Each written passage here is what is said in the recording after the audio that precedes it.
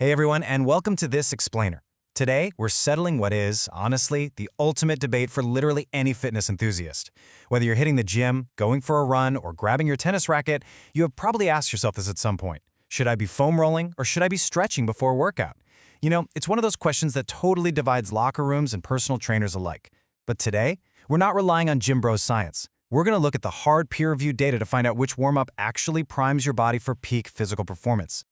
Okay, let's preview our data-driven fight card for today. First, the ultimate warm-up dilemma. Second, foam rolling versus stretching. Third, static versus dynamic stretching. Fourth, the 60-second rule.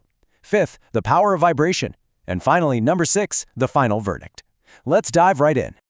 Section 1. The ultimate warm-up dilemma. Flexibility versus power.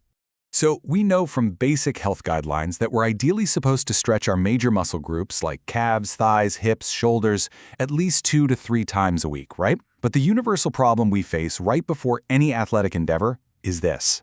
We all want to increase our joint range of motion and get those muscles prepped, but we absolutely cannot afford to sacrifice athletic performance in the process. You want to be flexible, sure, but you also need to be strong, fast, and explosive. So that brings us to the core question of this explainer. Which is the ultimate warm-up to actually boost your physical performance? To figure this out, we're drawing directly from a massive systematic review and meta-analysis published in Frontiers in Physiology. These researchers didn't mess around. They analyzed 13 different studies, comprising 35 effect sizes and over 300 physically active participants. They were testing real performance parameters, things like maximum voluntary contractions, vertical jump power, and sprint speed. Let's see what the data actually tells us. Section 2. Foam rolling versus stretching. A statistical tie?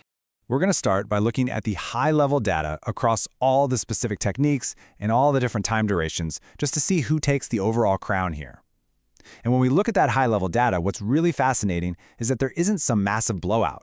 On average, a single bout of foam rolling gave a 2.19% increase in physical performance. Stretching, on the other hand, gave a 1.11% increase. Now, foam rolling clearly has a slight numerical edge, but the researchers pointed out that, statistically speaking, this difference is basically a tie at the starting line.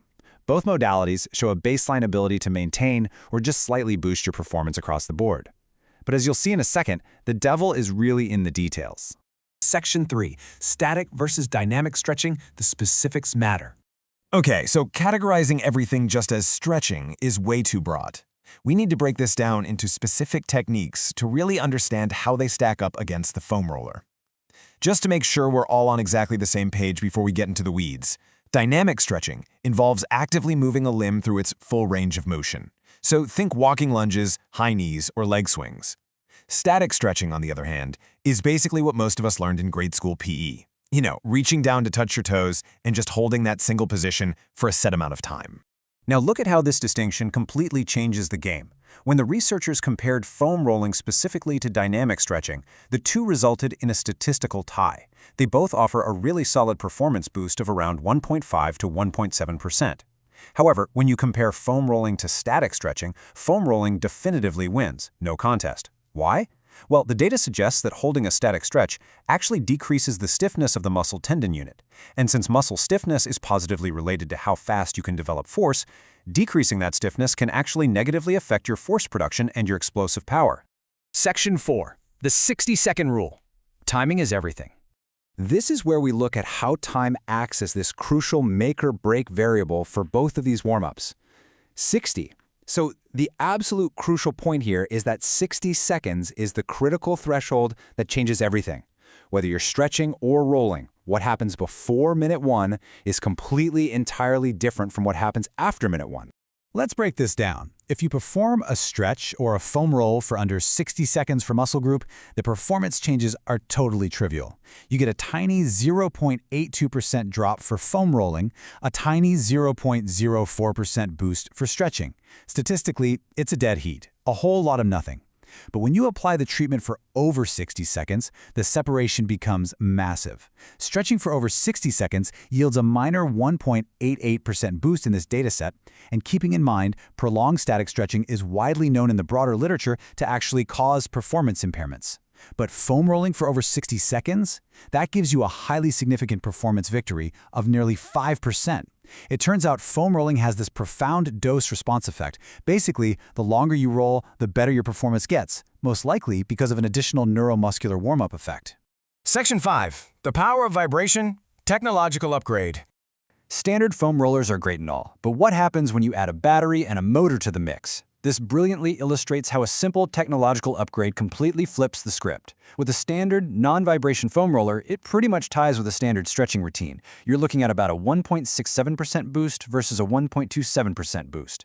But when participants used a vibration foam roller, they experienced a massive 6.37% boost in performance. It completely crushes the stretching control group, which, by the way, actually saw a slight 0.58% decrease in performance in this specific comparison. So why does vibration create such a massive victory? Well, the science behind it really comes down to your nervous system. Adding vibration therapy stimulates way more muscle receptors, specifically in your type IA, IB, and IB afferent nerve fibers.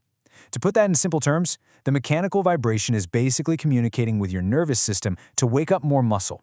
It increases motor fiber recruitment, meaning a whole lot more of your muscle fibers are firing, active, and totally ready to produce explosive force the second you step onto the court or get under the barbell. Section 6.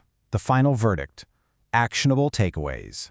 All right, we have looked at a massive amount of meta-analytical data today, comparing overall effects, dynamic versus static techniques, time durations, and the crazy impact of vibration. Let's synthesize all of this into a rapid-fire, science-backed checklist for your optimal warm-up. First, to avoid dropping your muscle force production, swap out static stretching for dynamic stretching or foam rolling before you work out. Second, if you absolutely must do a static stretch because of some specific tightness, keep it under 60 seconds. Third, when you do foam roll, aim for over 60 seconds per muscle group to really unlock that 5% performance boost. Fourth, if you want the ultimate edge, upgrade to a vibrating foam roller to recruit the absolute maximum amount of muscle fibers. And finally, prioritize foam rolling, especially for your quads before heavy strength tasks, because that's where it showed a clear, statistically significant advantage over stretching. The science is abundantly clear here. While stretching and foam rolling can both increase your range of motion, how you actually apply them determines whether your physical performance is going to peak or plummet. So, knowing the data, the exact time thresholds, and the sheer power of vibration, how are you going to re-engineer your warm-up routine today? I think it's time to ditch the outdated habits and start warming up a little smarter.